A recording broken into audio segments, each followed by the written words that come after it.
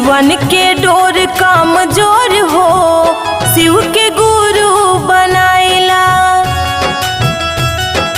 जीवन के डोर कमजोर हो शिव के गुरु बनाइला।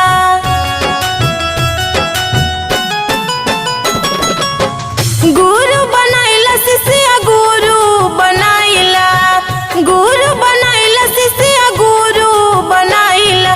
जीवन के डोर कमजोर हो शिव के गुरु बनाइला। जीवन के